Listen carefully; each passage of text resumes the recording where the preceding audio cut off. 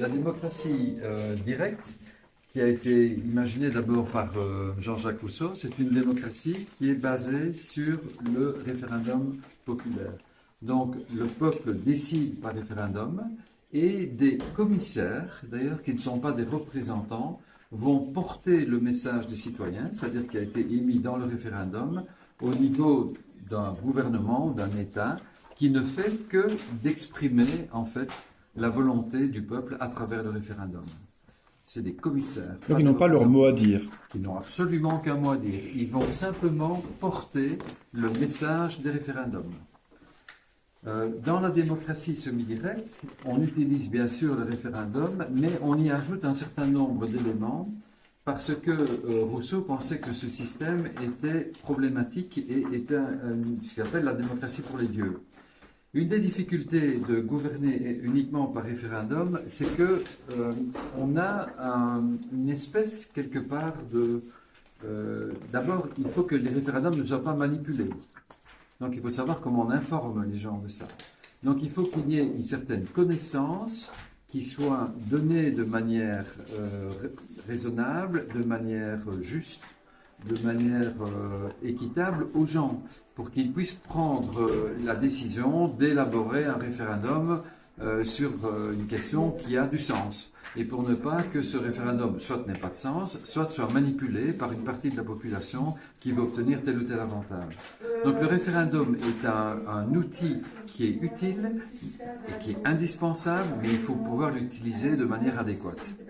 Et donc quand il est utilisé de manière unique, il est imparfait pour définir une démocratie.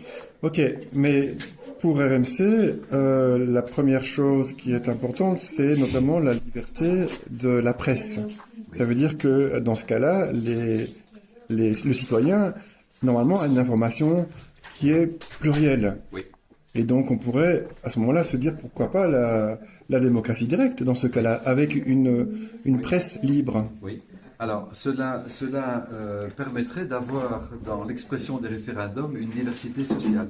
C'est-à-dire qu'une diversité sociale va s'exprimer et va contribuer au pouvoir à travers le référendum. Mais le pouvoir n'est pas que la diversité sociale. La diversité sociale, c'est un des aspects du pouvoir.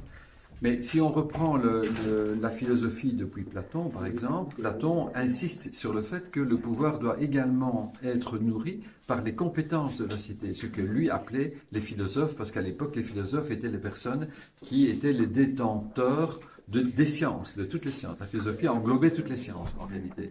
Et donc il disait, il faut qu'il y ait des philosophes, quelque part, qui éclairent aussi les prises de décision. Donc en fait, il y a toujours eu une recherche d'un équilibre entre la diversité sociale qui contrôle le pouvoir et le pouvoir qui est à la fois nourri par cette diversité sociale, mais également par les compétences de la cité. Et donc il faut allier le meilleur des deux mondes. Et le meilleur des deux mondes, c'est la diversité sociale et les compétences qui se trouvent dedans, et dans la cité. Et cette association des deux mondes est ce que l'on retrouve dans une démocratie semi-directe. C'est la deuxième chambre des experts qui vient équilibrer la première chambre des élus par tirage au sort. Et qui n'est pas une chambre décisionnelle, mais qui est une chambre qui est à disposition de la diversité sociale qui contrôle le pouvoir, mais qui le prend de manière éclairée, qui prend ses décisions de manière éclairée. D'accord. Merci Michel.